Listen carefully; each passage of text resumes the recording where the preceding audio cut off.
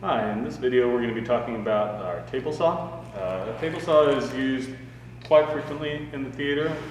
We use it a lot to cut wide materials and making them skinnier. We call that ripping.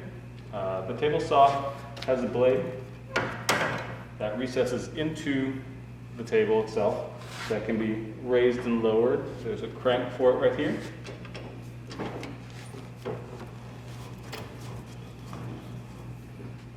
When adjusting the saw blade, you want to make sure that relative to your material, you've got about a thumb's width of blade sticking above. This is so that if you're cutting material that has any kind of bends in it or things like that, that you're sure that it's actually cutting through. It is also possible to recess the saw and not cut all the way through if that's what you're trying to do. You do have to remove the splitter and guard if you're going to be not cutting all the way through the material. It is also possible to tilt the blade as well. There's a lever on the side in order to do that. The table saw is also used. The table saw also has a fence that we use with it. The fence has a built-in tape measure. The tape measure, you read from the right side of the fence, and the lever you use to lock down once you've got it placed where you want it. So if we're sliding it over here, tap it over to where you want it, push it down, and that locks the fence in place. Once you've locked the fence in place, the distance between the fence and this side of the blade should be what is labeled on the tape measure. So you want to make sure that your material, as you're cutting it, is always up against this fence consistently. Otherwise, your material will be smaller than it is. In general, when you are pushing material through the saw, you're wanting to push against the fence and out forward, so you're pushing at an angle like this. In general, you want to hold onto your piece of material in this corner here, so that you're holding on here. You have another hand up here, and you're able to make sure that you've got even pressure up against the fence as you're pushing through. So go ahead and start with a cut. You want to make sure that this is lowered.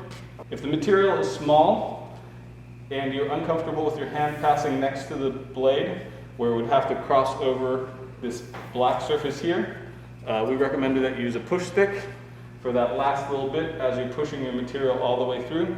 You do want to remember to make sure that you are pushing your material all the way past the saw, because as it's cutting, it could potentially still grab the material and throw it back, so it's always important to make sure that your material that's between the fence and the saw is pushed all the way through. When you're cutting, you start in the back corner here. As you're pushing all the way through, right about here, you pause and shift your hands so that you're no longer out here by the saw blade. You move them next to each other here. If it's a small piece of wood, you want to use your push stick, and then you'll push both the pieces of material the rest of the way through until they're clear of the blade. So we're going to go ahead and do a cut. Always make sure that you've got your push stick easily accessible. I'm going to turn on the saw. The saw here has a big paddle that you pull out in order to start the saw.